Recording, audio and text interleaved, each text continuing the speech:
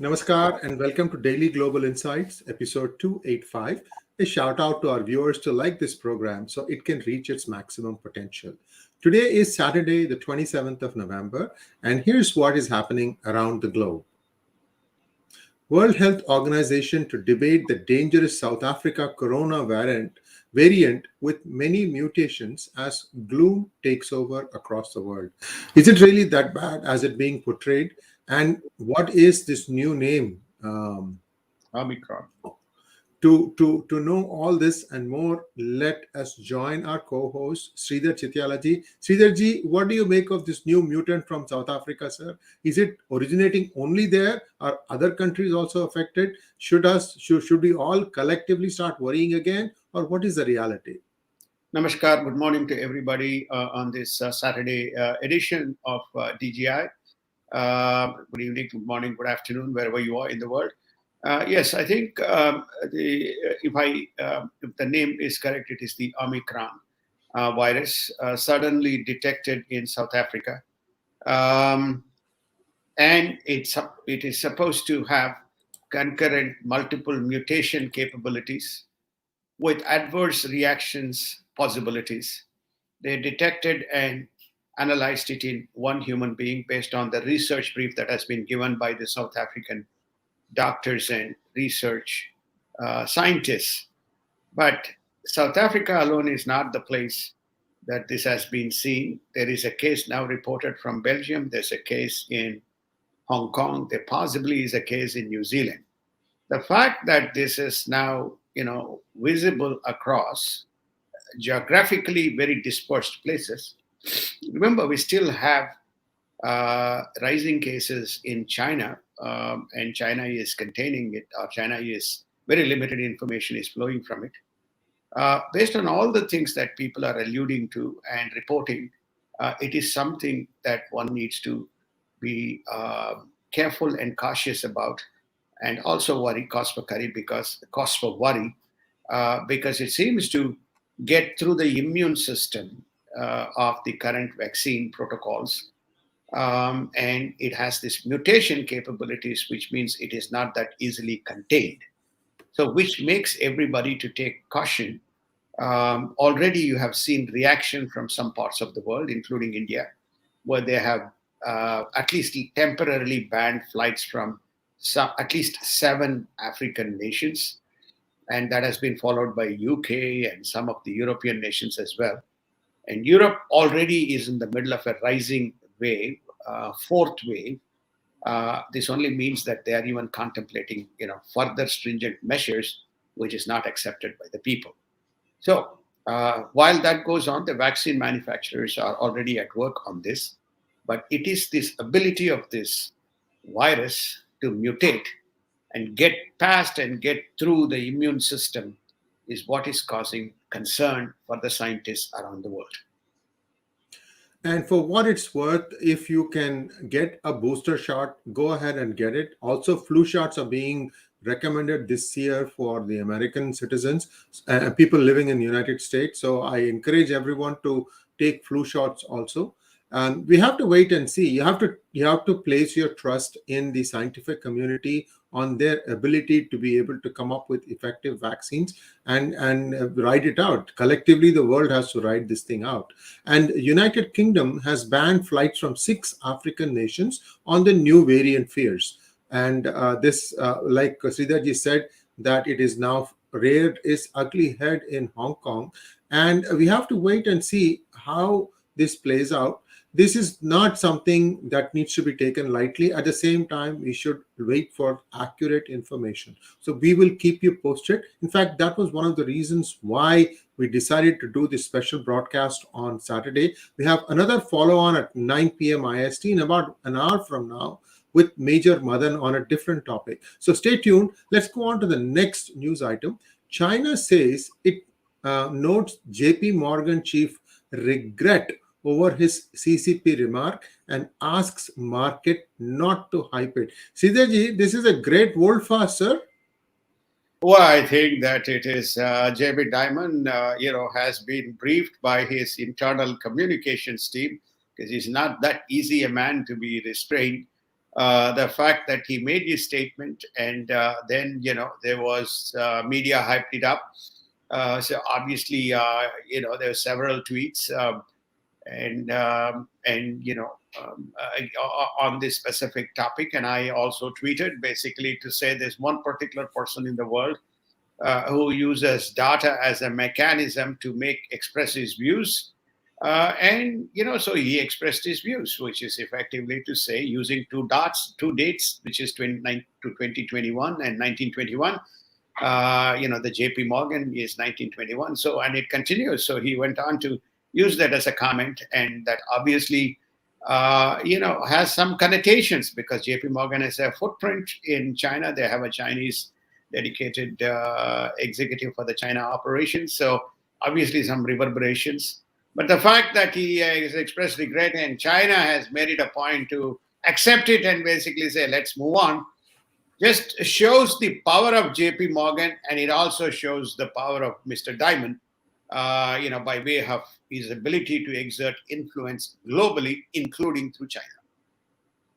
And Joe Biden is dogged by cancellation of Keystone XL pipeline as gas prices soar and the OPEC Plus refuses to budge. The soaring prices are taking its toll across Asia. Sridharji, I thought now the prices were kind of settling. They were just below 70 or just below 80, I should say. Do you see the trend continuing over the next few days? Because maybe it will pull back. Well, I think there has been a temporary relief. In every adversity, you get an opportunity to recalibrate. The COVID virus and the shutdown has brought price down by close to 13% in one single day. That was on Friday. The oil prices went below $70. They're around 68. And the flow-on effect may be felt in about a week or 10 days if the current trend of shutdowns and more bad news comes from COVID, probably providing much needed relief. But the fact is, during the holiday season we just passed, the Thanksgiving Day is one of the big seasons, and the next is the Christmas Day.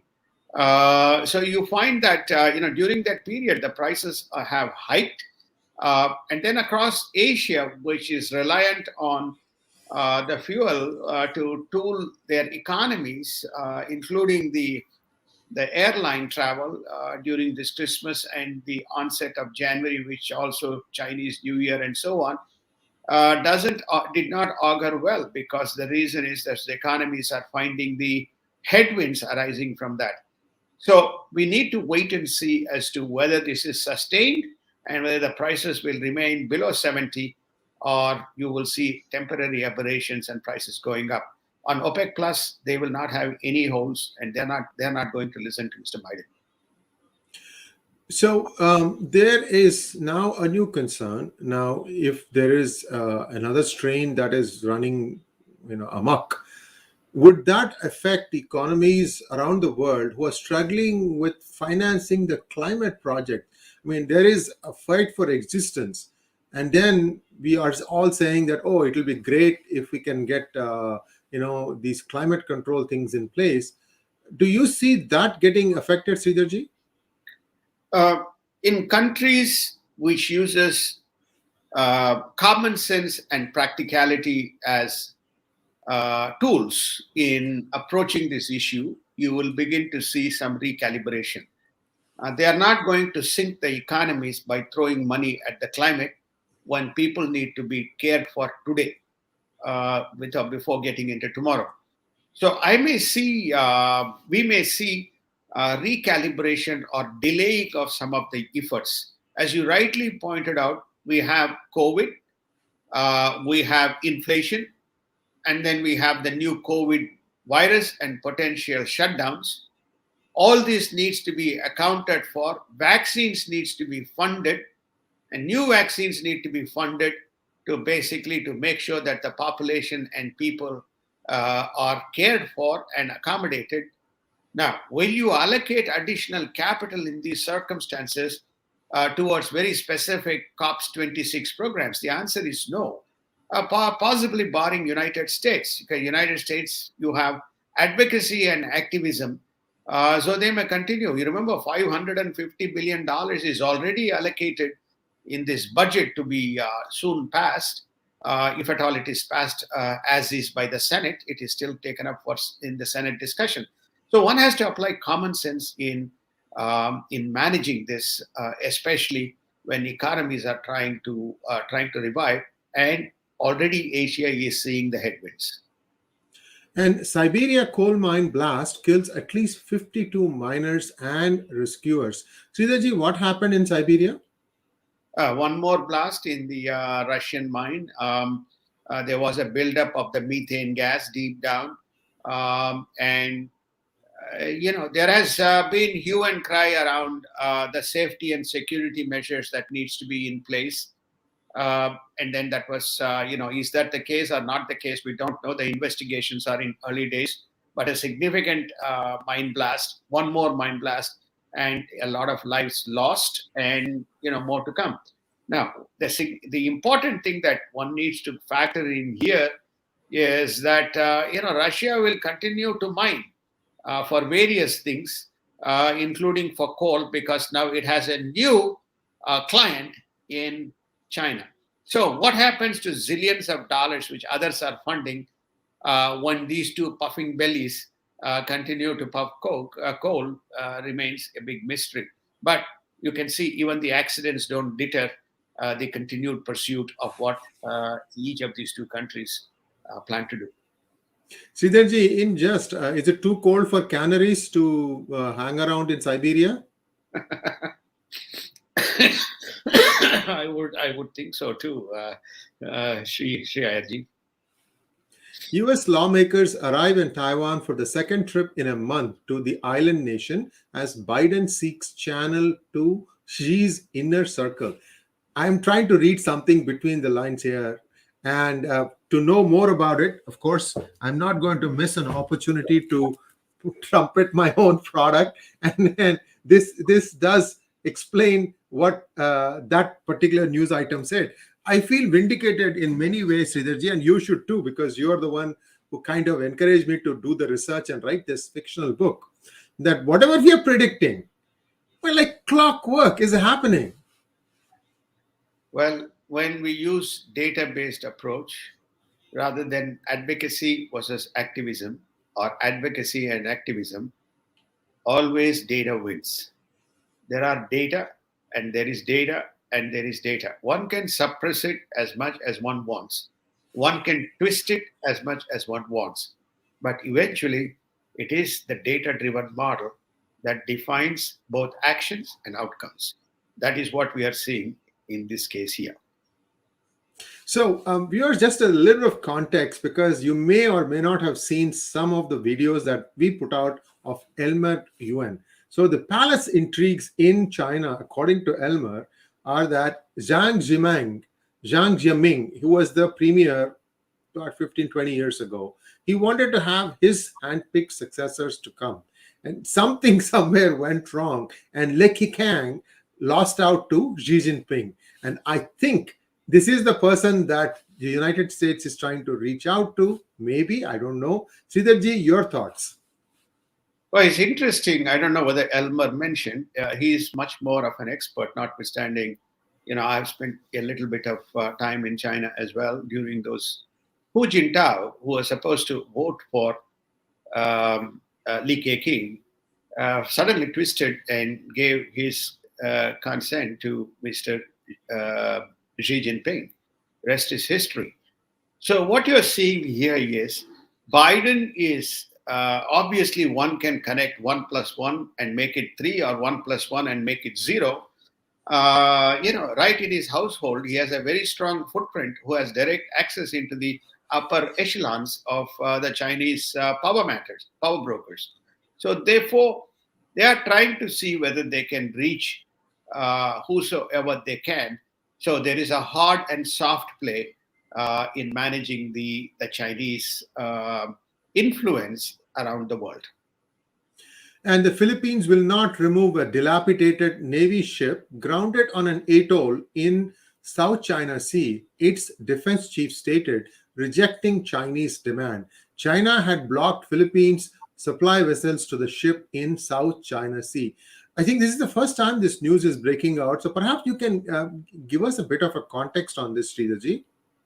Yes, in 1999, in just off the Philippines, around the Spratly Islands in the middle of China Sea, one of these ships got stuck, and they could not, demaroon it, and they have used that specific vessel for naval and strategic purposes.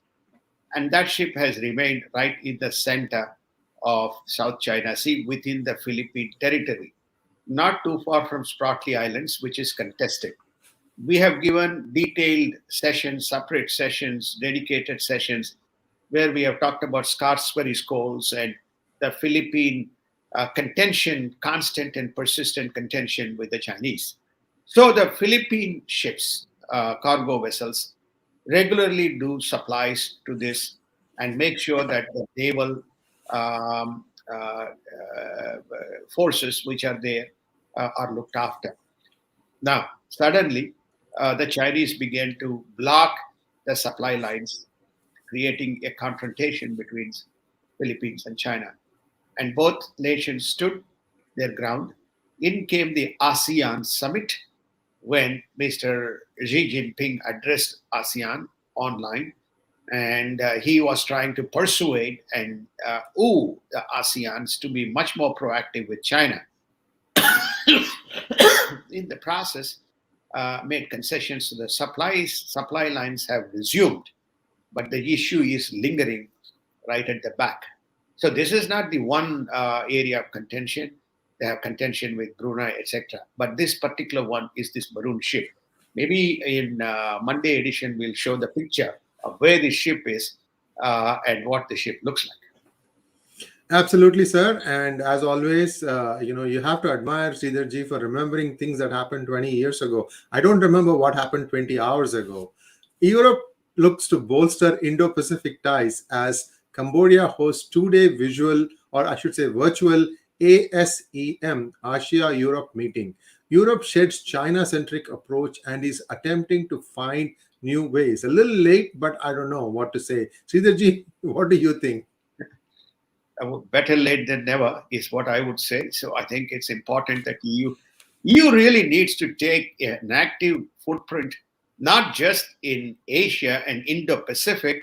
It really needs to take an active footprint in its own territory as to the broad expansion, very much along the lines of what China is attempting to do around Asia, what Russia is attempting to do around its western borders, most notably around Ukraine, Moldova, Belarus, including into some of the Central Asian republics. So what is going on there? I think Europe needs to really take care. Otherwise, this could slip into the Eastern Europe, covering Lithuania, Poland, Latvia. We have shared the map. I'm just recalling from the map, again, something that we may show on Monday, again, as to the strategic expansion and influence that Russia is trying to exert. So it's good that they have come late and they have this Indo-Pacific strategic push, but it's time that Europe takes a much more active role, and NATO in specific, without reliant on the coattails or relying on United States or tagging behind the coattails of United States. And Italy, France are working towards deepening ties as Merkel exit tests Europe on the way forward. So there was a larger than life shadow being cast by Angela Merkel because she's been around for a lot longer than many of the other leaders. And Germany, which used to pride itself as the strongest partner in the EU as well as in the Euro, I should say, perhaps now its hold has weakened a little bit, and I think France has started asserting itself. That's how I see it, because now UK is no longer part of the EU. And I think this is something that is a storm within a storm. Sridharji, how do you feel, sir? Well, I think France is clearly exerting its authority. France is trying to establish itself as the leader. The German government is being formed. A coalition has been established. We talked about it. So in the absence of Germany, France clearly remains. UK has left Brexit, as you rightly said. What you're finding is Italy trying to slowly build its own small partnerships. So Italy and France is very good. I don't know whether you recall, we talked about Italy and India along the International Solar Alliance, forming a much broader partnership where Italy has agreed to build the solar distribution corridors in India, but also take that into Europe. So you're beginning to see Mario Draghi is a well-known international economist, and I won't use the word politician, but an economist and a banker. And he has enough clout and influence. It's good to see Italy, raising its hands and trying to work with France and to give some shape and direction. It is the lack of leadership within Europe, which is why you have all these issues from Belarus to Ukraine to some of the stuff that is going on around European borders.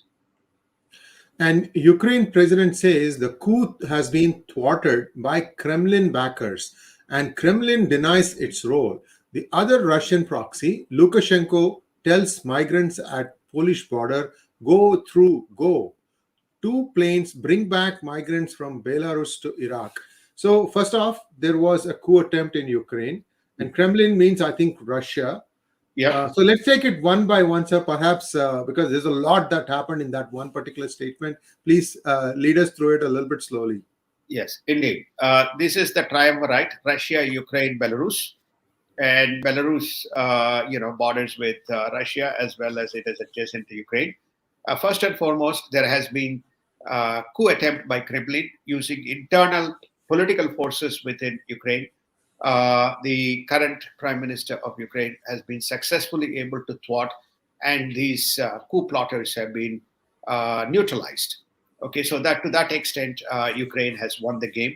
Ukraine has also prepared itself to some extent, assisted by United States and Europe, notably UK, to thwart any attempts or any possible incursion or invasion of Ukraine by Russia. Russia continues to claim that it has no intention to invade Ukraine.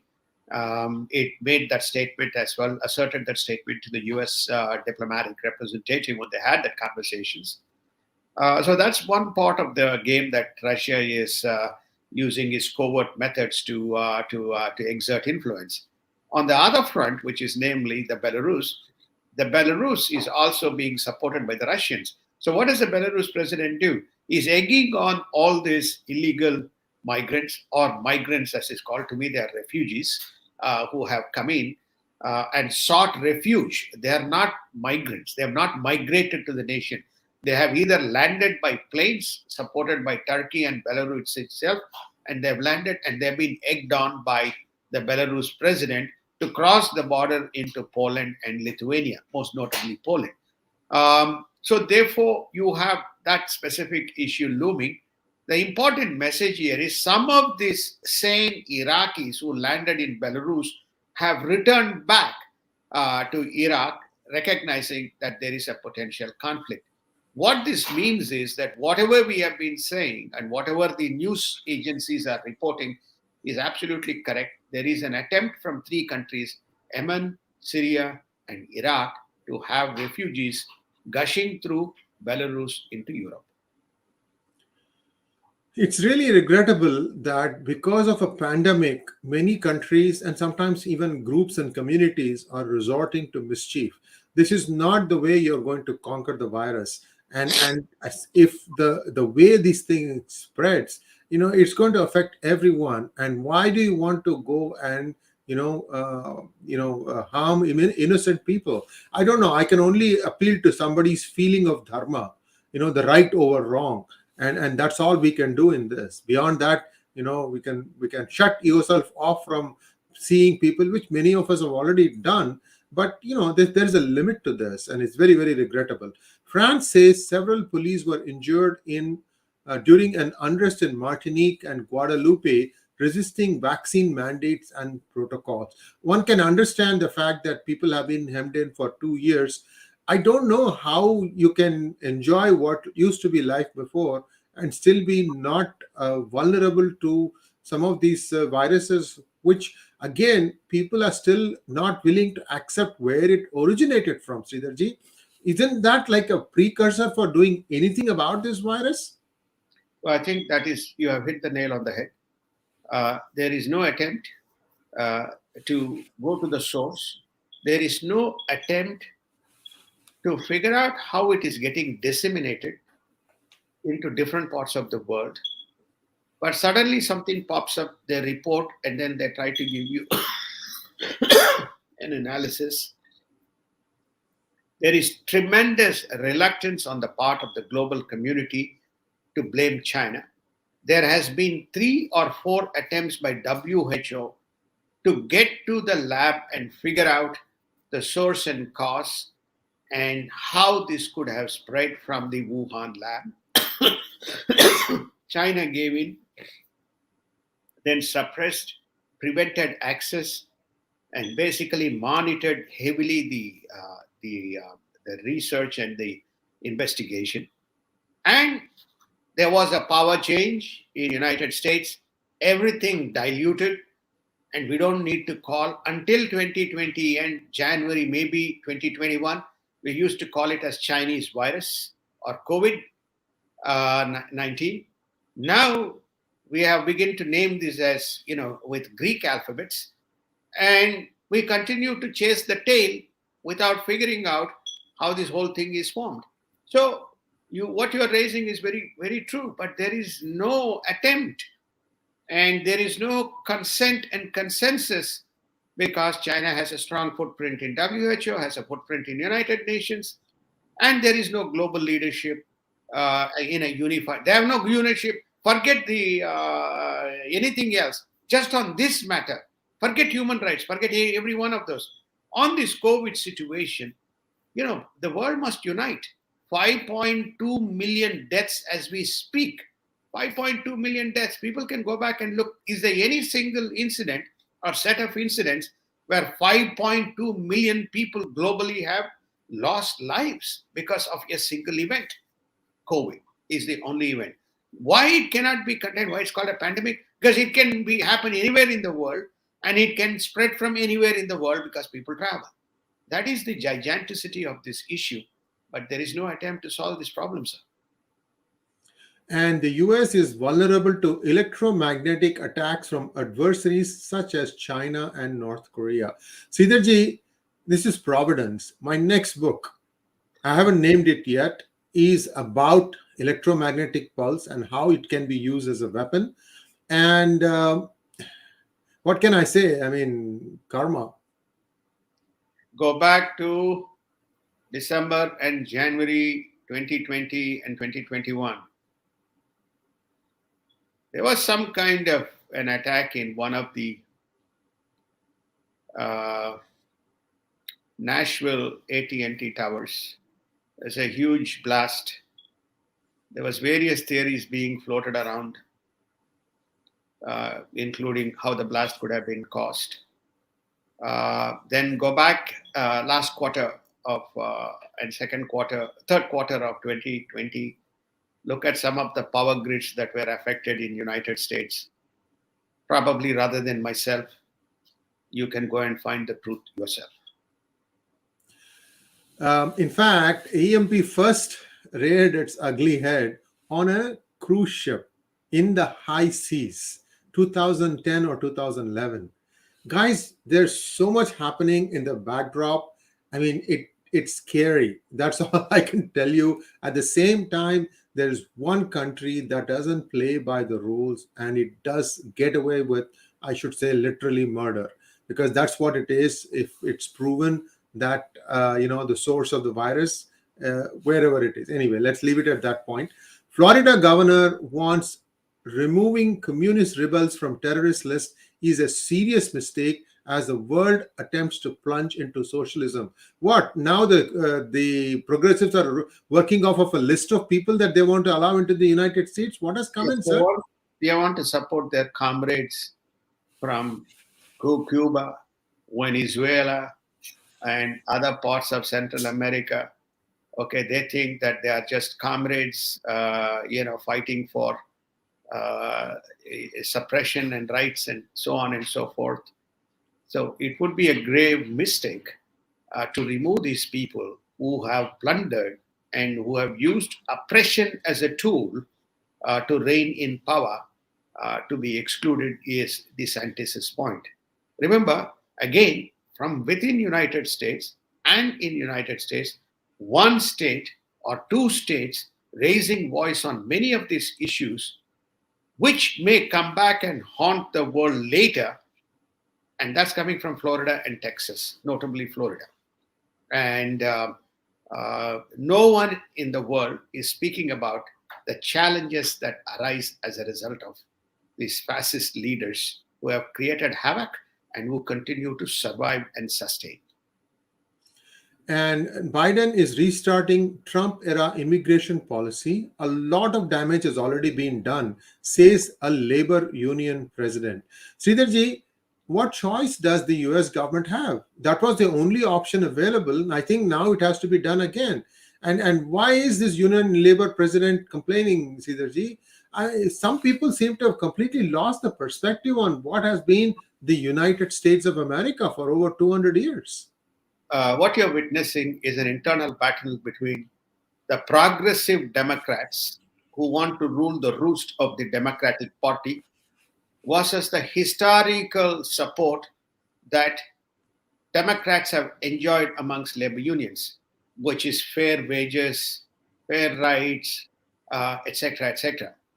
The moment you allow a large pool of illegal alien resources who are coming in not because of oppression, suppression, and violations, but coming in pursuit of economic welfare and employment, then they can basically say, I get two hoops about you guys, unions.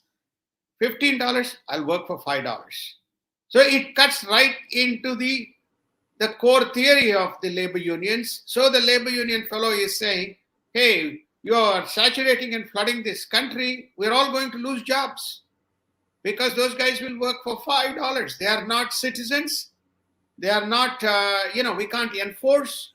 They can't become members, but they can work. You have allowed them work rights, work permission and work rights, and they will do it at 1/3 the price.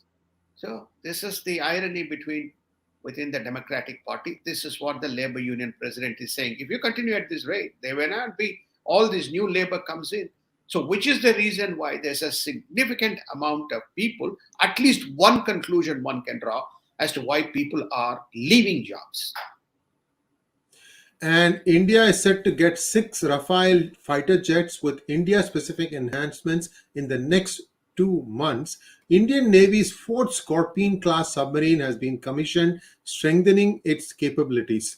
Sridharji, these developments as India continues to arm itself to its teeth, it's a good measure. And I don't know if you had a chance to see my other video that I put out just a few hours ago, Ji. This is on India's green energy pursuit, where I was responding to or complimenting what Nitin Gadkari had shared on a Republic TV hangout. And there is a lot of stuff that is happening. India is trying to really try to become its own supplier for its energy needs. Now, so there is a shift that I'm seeing. India is trying to wean itself away from buying arms from others. It's also where it is weak, it is trying to add up to what its existing capacities are. And we have to keep in mind 10 years of UPA, they ruined the armed forces. This is something that you need to look at. Major Bakshi's conversation, I believe, also on Republic TV. You have to listen to a lot of these things. I'm connecting a lot of dots here together. The bigger point here is India perhaps will first become Atmanirbhar in its arms and ammunition requirements. If that happens, India has truly arrived. That's how I see it, sir. Your thoughts? I think you are beginning to get a sense of where they are heading. I would point out to three specific areas where India is concurrently plotting. Some of this you may see in Nitin Gadkari's presentation, some of this you will see it in Piyush Goyal's presentations, and some of which you will see it in Rajnath Singh, the defense minister's presentations, and the chief of the armed services. One is around the whole infrastructure, and it is a multinodal infrastructure both for defense, commercial, as well as for people.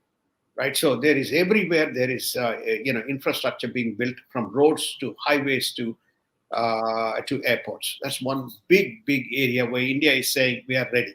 The second is, as you rightly pointed out, is energy. There is this multi-party collaboration, and India is now coming up with a very meaningful plan in saying that their power purchase agreements with many of the power companies will be augmented as they try to rebalance the supply from the traditional coal and move much more towards the renewable energy. So you have that second area. The third that you have tried to is they have tried as much as possible and moving towards, I think they're somewhere close to, greater than 60%. They're moving towards about 90% indigenization of the arms production or the defense needs. So many of these helicopters, light helicopters, light planes, the retooling of Tejas, the satellite, both for commercial and for defense and surveillance purposes, the submarines and the ship carriers, the large carriers, they're all happening inside in an integrated manner.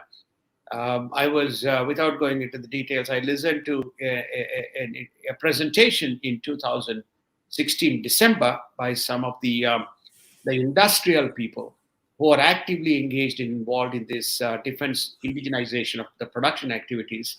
It is quite amazing when you look at what India is now producing, including Tomahawk missiles. From various types of things that it is. I just threw that particular name. So I think your observations are spot on that India is now trying to become a true power, not just in an economic sense, but around various drivers that is required to be a power to reckon with. And a $5 trillion economy is not possible without Northeast economic development and integration, says Amit Shah. Sridharji, again, in another hangout, we had talked about the vulnerability around chicken's neck, as well as an offshoot of what had happened in Bangladesh on a fake news. And I think things are beginning to add up again as India is trying to look at the Northeast as a place where development needs to happen. But coming from Amit Shah, it tells you that there was a security angle to this whole thing. And I think he's hinting that he may have addressed that. That's how I see it. Your thoughts? I think he's reaffirming, I don't know the political as well as the security connotations specifically in that context. There was a problem in Manipur and Mizoram. I think that seems to have been, and there was also a problem around Assam. And it seems to have been addressed. But he is towing the same line, which is effectively that security, economics, infrastructure, connectivity of Northeast and economic development of Northeast is very pivotal, because it is, when you look at the map, Northeast is the corridor that connects into Southeast Asia, going through Myanmar, Thailand, going all the way up to the tip of Indonesia. When I say tip, I mean the Indonesian island archipelago is adjacent, but going right up there.